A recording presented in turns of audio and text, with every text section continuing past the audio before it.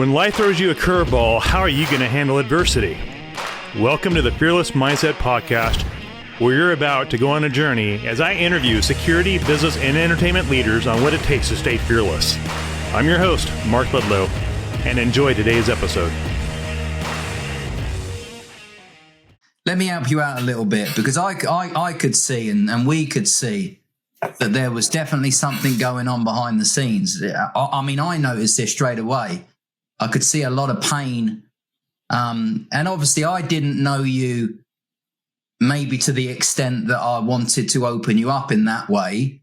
But sure. I think after spending some time with you, I think that I certainly saw like something was being lifted off your shoulders. And the occasions that we were together, I could see you kind of flourishing and blossoming more. And I think, if I'm right, that I'm trying to find the right word now of what you said, is that maybe we created a spark in you again.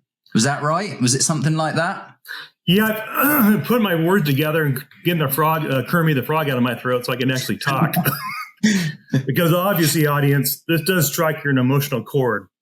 Yeah.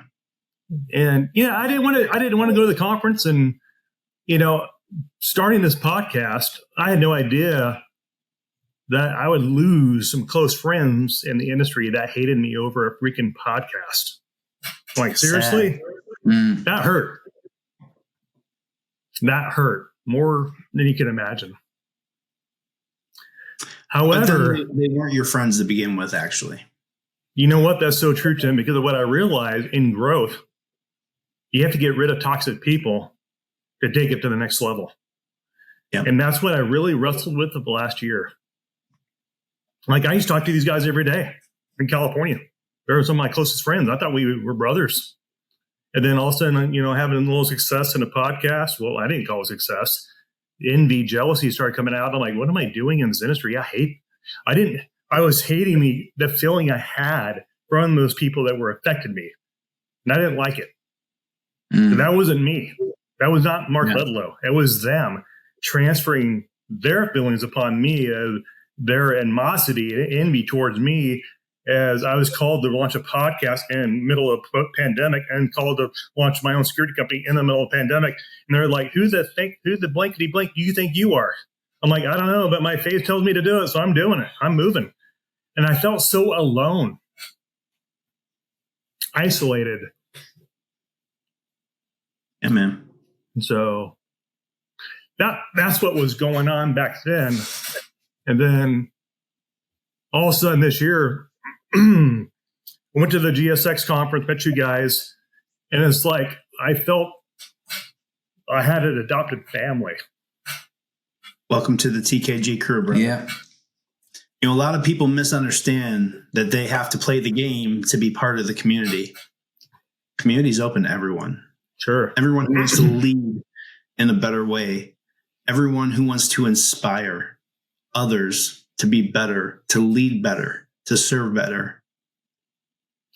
So, yeah, thanks for that. And I haven't even done the Jingle Bell or 31-day thing, but I just saw a community, a tribe, a friend.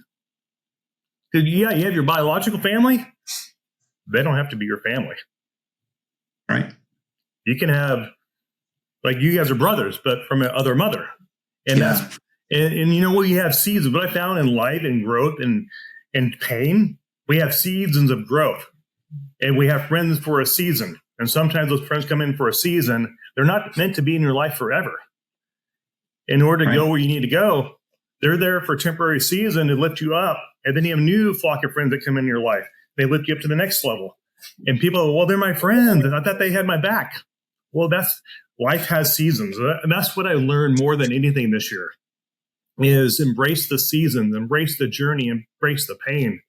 Because the pain will produce fruit of goodness. It will. We cannot grow or develop in any aspect of life without struggle. And people these days, it's popular to reject that and say, no, I should never have to feel pain. I should never have to struggle. And you're mean and you're evil if you cause me to struggle. But I mean, just look at the physical world.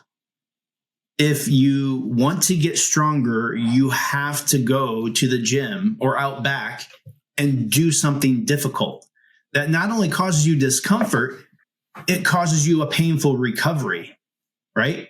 Your muscles are sore. You can't walk right the next day for half of the day, right? You have to go through these cycles of discomfort to grow. I have somebody that reports to me at work right now. And I said, look, man, you want to get from this level to that level. We can do this over 5 years, or we can do it in 8 months. But how open, vulnerable, and how much discomfort are you ready to face? Mm-hmm. How much discomfort are you ready to face? Here's another piece from the book, Mark. Talking about haters. This is, I think this is from Margot Cash's chapter, and it expresses about a conversation with Tim. So, haters gonna hate. I was able to do a joint shout out with Tim Wenzel, one of the founders, and get to know his story before sharing it. While we talked, he asked me if I had gotten any negative feedback while posting. I didn't exactly know what he meant at the time. I was 17 posts in and everyone was loving it. And I was feeling great. Hate. What hate? But sometimes hate isn't a nasty comment on your LinkedIn post. It can be subtler than that. And I soon started to become aware of the changes in those around me. My true champions were there pushing me forward, proud of me, and loving that I was transforming into a better version of myself by letting kindness lead me. People saw that I wasn't as quiet anymore. I wasn't the Margot many had gotten to know or expect. I was becoming Margot 2.0, open and learning and healing and sharing, but that didn't sit well with some people. The louder my voice got, in other words, the more confidence I had to speak up in meetings, at work, innovate, go my own way, and have a solid presence on LinkedIn. The more I was criticized and told I wasn't meeting expectations in my job. This connection became clear right around when I hit my 30 posts. Some people were not on board with what I was doing. It's quite powerful, right? Oh, yeah. So powerful. Way to go, Margot. You know, over the years, especially early on, I would get the hard hitters in the industry, you know, the guys I worked with in Iraq, you know, the tactical guys, guys I trained with at the State Department. Yeah. Cool guys, right? And they would ask, they'd be like, what's with this kindness thing, man? Like it's not feasible. It's not something that you can do every day. Like, it doesn't fit for guys like us that have to do hard things, that have to do nasty things to people. We get put in tough situations. But you read that. Being kind is strength. Yeah. And it's such a strong way to lead that people revolt against it and try to tear you down because, well, you inspire fear and insecurity in them. You're threatening their position, their power. And kindness is the strongest and most engaging and most scalable form of leadership, in our opinion. Absolutely. So powerful. Lee, back to your question about 10 minutes ago. Yeah. I processed through that. This was Mark Ledlow's ordeal coming into GSX. The heavy weight was those enemies I knew I thought I had in my head. seeing them at the conference. What am I going to say? How am I going to respond? One of them, which say, "Hey, Mark, how you doing?" Shook my hand. Was that a Mark Ledlow thing or what? My own issue. And my biggest adversary was Mark Ledlow. Yeah. Going into that, looking in the mirror, getting over myself, coming out of a pandemic. I'm like, okay, I'm going to launch this sweet thing and maybe I'll get some business out of it. And I think my motivation was entirely off. I should have focused on that, the sweet thing, just making friends, have a party, have fun, versus, okay, how much business am I going to get out of this? What's my return on my investment getting the sweet? Wrong motivation going in. But you know what? The great thing about it was I made some great friends out of that. It's awesome. It's not all about transaction, folks.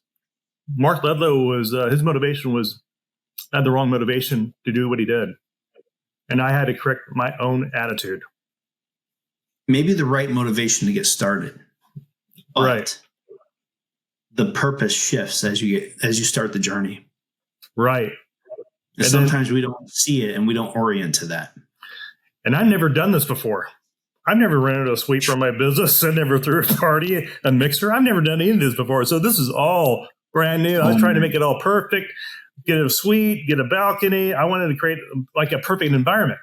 I was so worried about having a perfect environment for everybody to have fun, and I forgot to have fun in the experience. Yeah. And I think I was overwhelmed by creating a perfect environment for everybody to have fun in.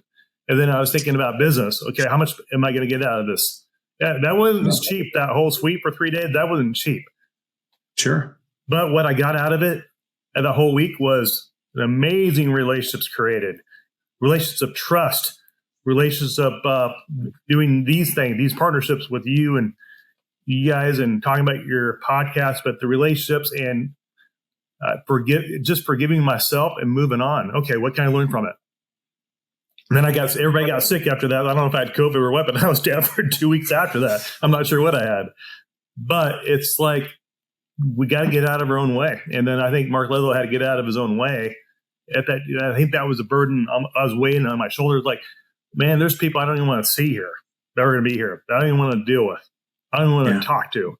And so it's like, end of the life, you take that last breath. Is it really going to matter? Probably not. Probably not. And Lee, you were faced with your own. I had a heart attack. You could have dropped. That I think about that all the time. Like, how did that change your life?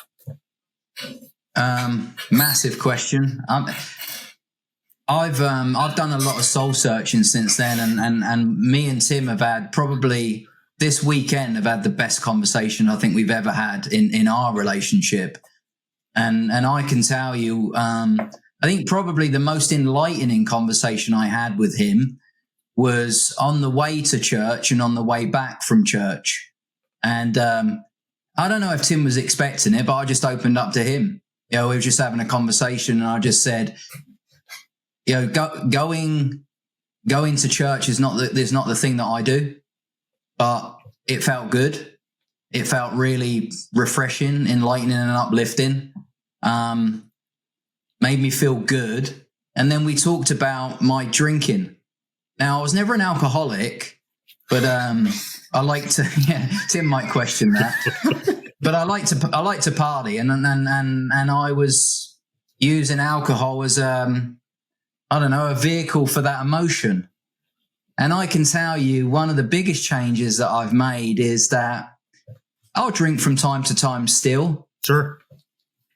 But it doesn't motivate me. It doesn't entice me in. I don't feel that I need it to have a good time. And I think the biggest and most powerful thing for Tim and for me to share with him is the focus that I have now. And that's one thing that he reinforced with me, which was great to hear it from his voice, that, yeah, you seem so much more focused now. And I can see it. Clearer, yeah. More engaging, yeah. And that's the biggest thing for me. So, but it took that life-changing moment.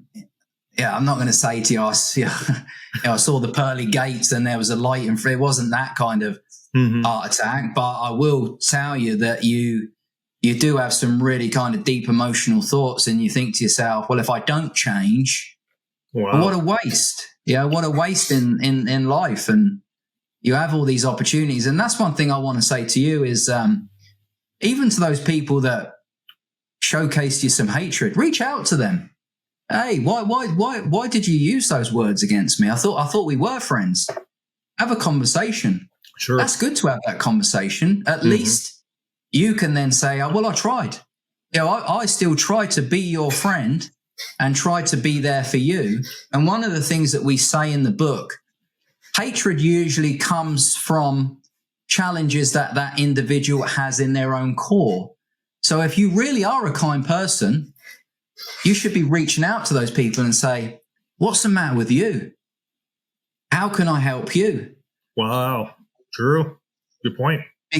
Why are you challenged by me? Because I'm doing some cool things, but I'm going to also drop a seed with you here.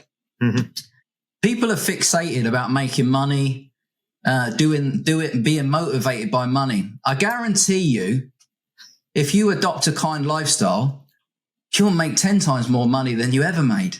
And you won't care. Yeah. You won't care. Because you're not Totally true. motivated by it. The money's just a vehicle to something else. Absolutely. Stop thinking that the money is the be all and end all and is the driver for everything. Money's great, but it's what do you do with it? You know, Mark, on one of the other 37 appearances I've had on your podcast, we talked about that people in this industry who feel like they're in competition with one another are never truly successful. Totally true. Totally true. They're not the people that you look to and be like, oh my gosh, I want to be like them. Like they are the pinnacle. They just never get or stay there because that me against you zero sum mentality is a self and sphere limiting mindset. And the same thing is about money. When money is your goal, you're never going to get there or stay there. Because it's not about the number in your bank account. It's about what you can show people with it. These people always lose their money, or they have all the money they could ever want, and they only think about ending it. We see that in Hollywood all the time. People that have more money than they could ever spend committing suicide because it's not a worthy goal. It doesn't fill their soul. No. That's what I thought. I mean, people don't know, but I'm a preacher's kid. My dad was a Baptist pastor. And the love of money is the root of all evil. That's the Bible verse. Yep. But like you said, Tim, money and Lee, it's a vehicle. It's all it is. Yeah. I grew up very poor. My dad would rather go pastor a church and be a church planter than being rich. That's how he was. I remember having groceries delivered as gifts to our front door to feed our family on Thanksgiving Day in Sacramento, California. Living in the back of a car in the 80s. Being homeless. I always say to people, do you want to be rich or do you want to be enriched? Enriched. Yeah. Yeah, I think you're right. What is our motivation? Because what they're trying to do is fill that spiritual soul. We all have it. That's why I go to church too. Usually Sunday is my day to peace out, brother. I'm checked out, church. Get fed, get that spiritual fruit, spiritual food. We're spiritual human beings. If you don't like to hear that, we are human beings. We have a soul. And that's why we go after addictions. That's why we go after gambling. That's why we go pornography. We're trying to fill that soul with something that's empty. You can't deny that. It's there. And, we're all humans. We all hurt. And when we're hurting, we try to fill that void with something that feels good temporarily. It's a temporary Band-Aid. And being a preacher's kid, I saw my dad struggled with paranoid schizophrenia, depression, because his dad used to beat the crap out of him when he was a little kid. And we thought there's something wrong with dad. No, he was a byproduct of being abused when he was a little kid. He ended up becoming a pastor. And he cared more about people than himself. I'm like, where does that come from?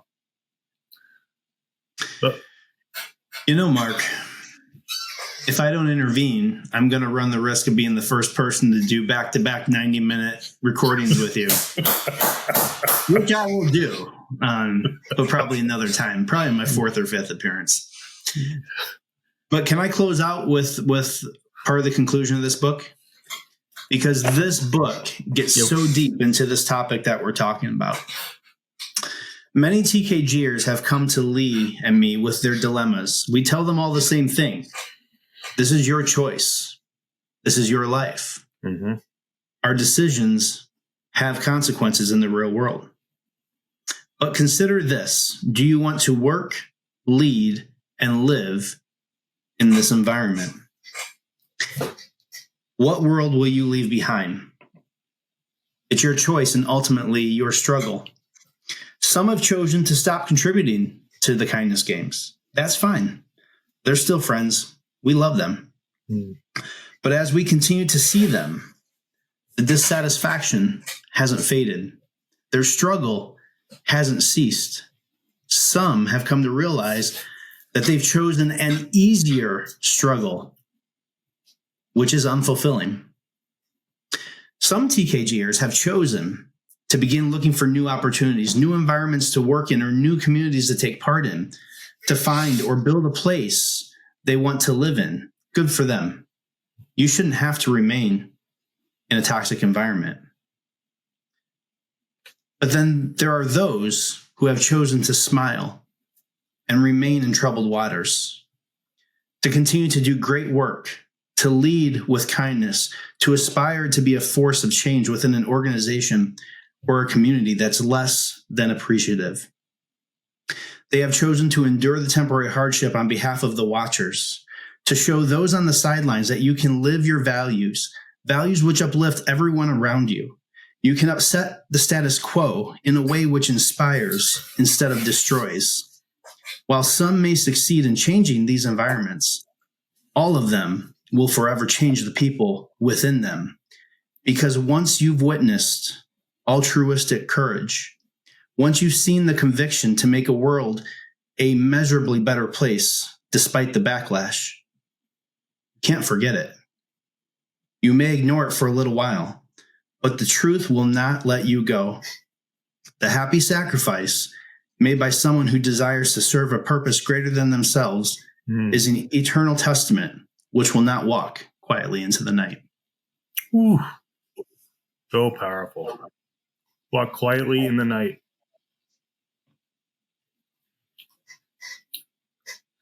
Yeah, what I've learned in my walk is, hey, attitude of gratitude, attitude of being thankful. Yeah, and I may not have a Maserati, or my life might not be as fancy and pretty as those on Instagram and those social media influencers, that, be grateful and thankful for what you do. Have a roof over your head, you have your health, you have a job, you're paying your bills. That's what I call wealthy. That's what I call being rich, and having friends that can pour into my soul, pour into my day, and say, hey, let's have a talk. That's wealth. That's prosperity. Absolutely. Like you said, everybody has different descriptions of what wealth is. And I think going into the holiday season is people judge themselves, especially in America. I think Americans judge themselves way too harshly based on what they see on social media platforms and what really reality truly is. And I think a lot of people are lying to themselves on what really makes them happy. They really don't know, because there's so much information being shoved in their eyes 24/7 by their phones. Well, that's why Lee and I, we embrace the struggle even on social media. Yep. And we talk about the hard topics, because we endeavor to lead in a way which can be followed on a daily basis. Mm-hmm. We try to make some sense of the noise, try and move things around and help those, because there's a lot of noise, and there'll continue to be noise. The world's not getting any safer. Mm-hmm. But hey, we're all protectors in whichever way you want to label us. We'll continue our voyage and help as many as we can. That's the beautiful thing about us and what we do.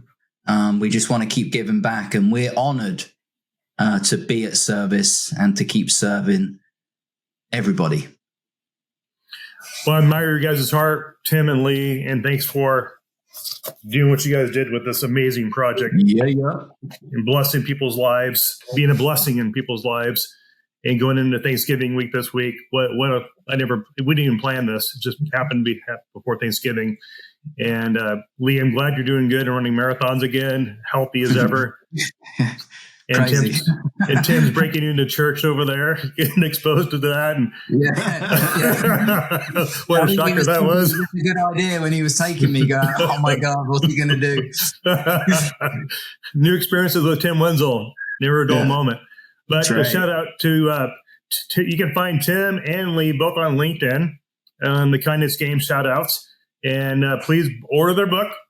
Amazon's got it. Order it. Hard copy coming out in December. And we'll be joining, Tim and I and Lee will be together in December at the conference. And so we'll probably do something over there and get together. And thanks for tuning in to the podcast. And give us a 5-star rating on all the platforms and YouTube. Like us.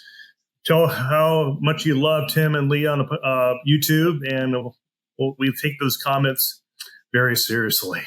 Not really. All good. Have a great Thanksgiving, everybody.